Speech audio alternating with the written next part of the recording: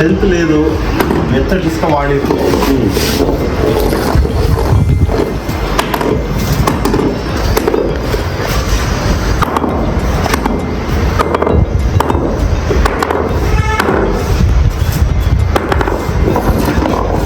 Hello sound తెలుస్తుందా?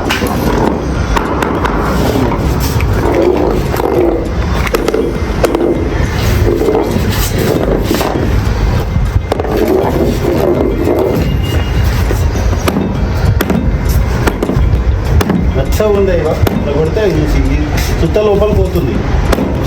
మెత్తగా ఏం పట్టలేదు. నువ్వు చూడు గట్టిగా చెప్పేసి చూడు. మన పచ్చి ముద్దు మీద కొడితే ఎట్లా ఉంటుంది అట్లా కొడుతుంది. మొన్న ఆయన పైన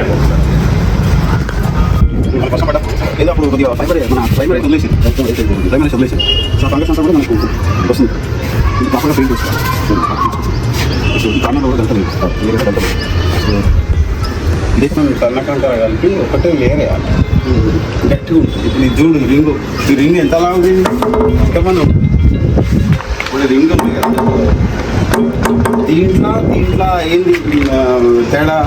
ఇసుక సిమెంట్ ఇందులో ఉంది, ఇందులో కూడా. అయితే ఇప్పుడు ఈ బబుల్స్ వచ్చినాయని ఎప్పుడు నోటీస్ చేసిరా మీరు? ఫ్లోరింగ్ మేస్త్రి చేయగానే మేము మరుసటి రోజు ఆర్డర్ పెట్టినాము. పెట్టగానే ఒక 2-3 దగ్గర మళ్ళీ మేస్త్రిని అప్పుడు ఇల్లు కంప్లీట్ కాకముందుకే అడిగితే కొద్దిగా సిమెంట్ ఇసుక పెట్టి మళ్ళీ రాసి. అంటే మరి దాన్ని మీరు కొంచెం పగలగొట్టి తీసి ప్యాచ్ చేసిరా? కొద్దిగా పగలగొట్టి తీసిరు కదా. సో మామూలుగా సిమెంట్ ఎప్పుడైనా కూడా ఒక చిన్న బబుల్ వచ్చింది, ప్యాచ్ వచ్చిందని ఈ విధంగా చేస్తారు కదా. ఇది అతకలే, చూసారా సౌండ్? అతకలే. ఇప్పుడు ఈడ కొద్ది గొప్ప మేలే ఉంది, దీనికంటే ఇంకా వీక్ ఉంది ఇది.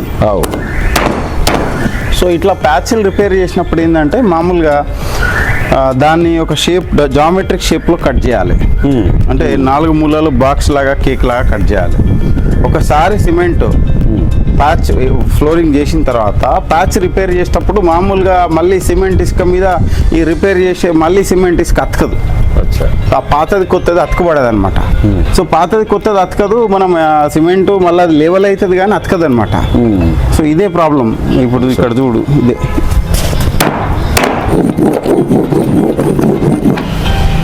సో మనకు లెవెల్గా కనపడుతుంది కానీ అతకదనమాట. సో దానికోసం ఏం చేయాలంటే మామూలుగా సిమెంట్ కొత్తది పాతది అతకనీకే రిపేర్ పాలిమర్స్ ఉంటాయి. దాన్ని నిటోబాండ్ ఎస్బిఆర్ లాటెక్స్ అని ఇట్లా డిఫరెంట్ పాలిమర్స్ ఉంటాయి. సో ఈ పాలిమర్స్ ఏం చేస్తాయంటే సిమెంట్ పాత కొత్త దాన్ని అతికించడానికి హెల్ప్ చేస్తాయి. సో దీనికి మనము సిమెంట్లో ఈ ఎస్బిఆర్ కాంపోనెంట్ కలిపి స్లరీ లాగా చేసి మనము ఎక్కడైతే ప్యాచ్ అతికియాలనుకుంటున్నామో అక్కడ బాండింగ్ ఏజెంట్ లాగా అప్లై చేసి మళ్ళీ ఈ ప్యాచ్ చేసే సిమెంట్ ఇసుక మాల్లో కూడా ఈ ఎస్బిఆర్ అనే కెమికల్ని సిమెంట్ వెయిట్కి ఒక 10 to 15% కలపాలి. సపోజ్ మనం ఒక 10 kg సిమెంట్ తీసుకున్నాం అనుకోండి, దానికి 10% అంటే ఒక 1 లీటర్. సో 1 లీటర్ చొప్పున అది మాల్లో కలిపేసి ప్యాచ్ లెవెల్ చేస్తే ఆ రిపేర్ అనేది బాగా అతుకుతుంది. చిన్న ప్యాచే కదా చాలామంది క్యూరింగ్ చేయరు, నెగ్లెక్ట్ చేస్తారు. సో దాని మీద మళ్ళీ ప్రాపర్గా గన్ని బ్యాగ్ వేసి తడిపి పెట్టడము, లేదా దాని చుట్టూ చిన్న కట్టగట్టి నీళ్ళు పెట్టి పెట్టడము చేయాలి. క్యూరింగ్ చేయకపోతే కూడా స్ట్రెంత్ అనేది అచీవ్ కాదు.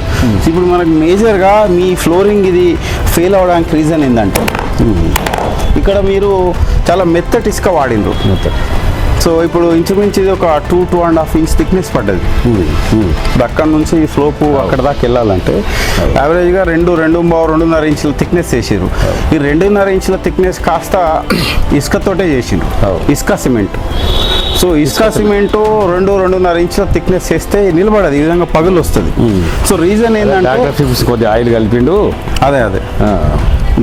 అదే కలిపేసి నూనె చేసుకుంటే. అయితే ఇప్పుడు మళ్ళీ మీరు పగలగొట్టి ఇదే విధంగా మళ్ళీ ఇప్పుడు రీప్లేస్ చేసినా కూడా సేమ్ ఇదే విధంగా పగులుతుంది.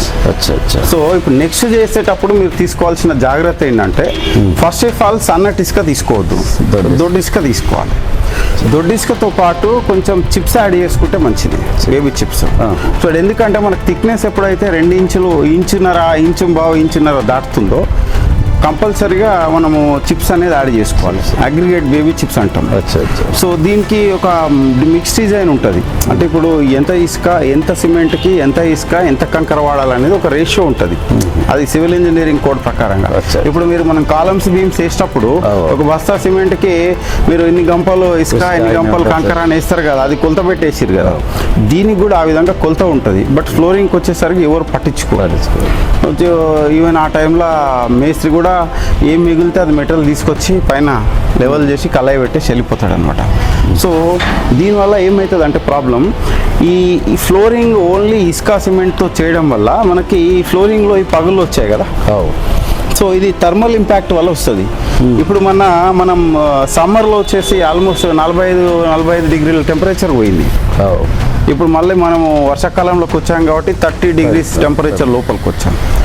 మళ్ళీ వింటర్లోకి వెళ్తే ఇదే టెంపరేచర్ మనకు ఒక 16 డిగ్రీస్ 15 డిగ్రీస్ పడిపోతుంది.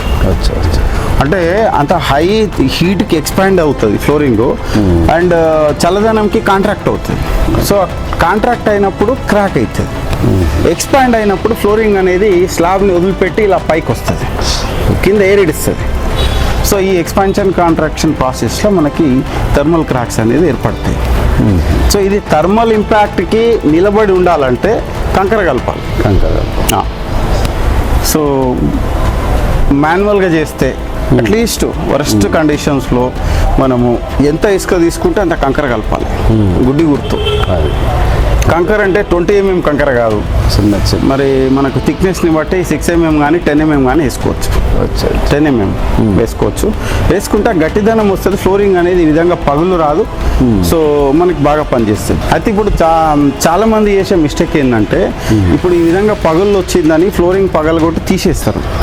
పగలగొట్టి తీసేసినప్పుడు మనకి న్యాచురల్గా మళ్ళీ ఈ సిమెంట్ ఆ సిమెంట్ అతకదు.